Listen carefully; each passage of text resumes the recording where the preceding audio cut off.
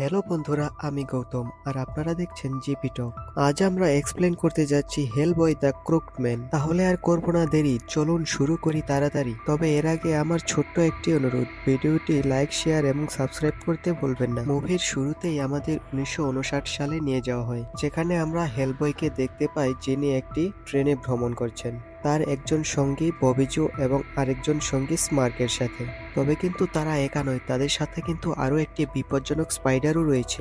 হঠাৎ করে সেই স্পাইডার বক্স থেকে বেরিয়ে তাদের উপর আক্রমণ শুরু করে, যার ফলে স্মার্ক মারা যায়। কিন্তু হেলবয় ববিজোকে বাঁচাতে সক্ষম হয়, কিন্তু দুর্ভাগ্যবশত ট্রেনের লাইন থেকে তাদের বগিটি কিন্তু জঙ্গলে পড়ে যায়।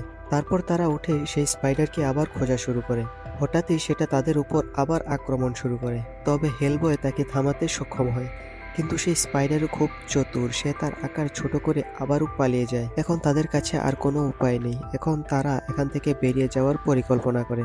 তারপর তারা জঙ্গলে হাঁটতে হাঁটতে একটি বাড়ির কাছে পৌঁছায়, যেখানে একটি মহিলা দাঁড়িয়ে থাকে এবং সে তাদের চিনতে পারে যে তারা সরকারি এজেন্ট। মহিলাটি তাদের দুজনকে তাদের বাড়িতে আমন্ত্রণ জানায়। বাড়িতে প্রবেশ করার পরই তারা একটি শিশুকে দেখতে পায়, যে সে অসুস্থ হয়ে পড়ে আছে। হেলবয় তাকে হাসপাতালে নিয়ে যাওয়ার জন্য বলে, কিন্তু মহিলাটি তাদের জানায় হাসপাতালে নিয়ে গেলেও কোনো লাভ হবে না, কারণ সেই শিশুটিকে একজন অভিশাপ দিয়েছে যার নাম কোরা।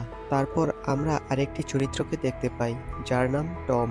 সে তাদের জানায় যে এই শিশুটি পাথর ছুঁড়েছিল, যার ফলে তার এই অবস্থা করেছে। সে হেলবয়কে একটি বীজ বল দেখায়, যা সে তার বাড়ির আঙিনা থেকে পেয়েছে। সে তাদের জানায় যে সে কোরার কাছে যাবে এবং এই শিশুটিকে অভিশাপ থেকে মুক্ত করবে। হেলবয় এবং টম যখন ওখান থেকে বের হচ্ছিল, তখন জো তাদের থামিয়ে বলে যে ওরা অনেক প্রাণী সম্পর্কে জানবে, তাই সে তাদের সাথে যাবে বলে। কিন্তু হেলবয় রাজি হয় না, কারণ তার মতে সেখানে অনেক বিপদ হতে পারে। তারপর ববিজো হেলবয়কে রাজি করায়, তারপর তারা যাত্রা শুরু করে। তো বন্ধুরা, আপনারা যদি পরবর্তী পার্ট দেখতে চান যে হেলবয়ের সাথে কি হয়েছিল পরবর্তীতে, তার জন্য আপনাদের কিন্তু অবশ্যই একটি লাইক, শেয়ার এবং কমেন্টে জানাতে ভুলবেন না।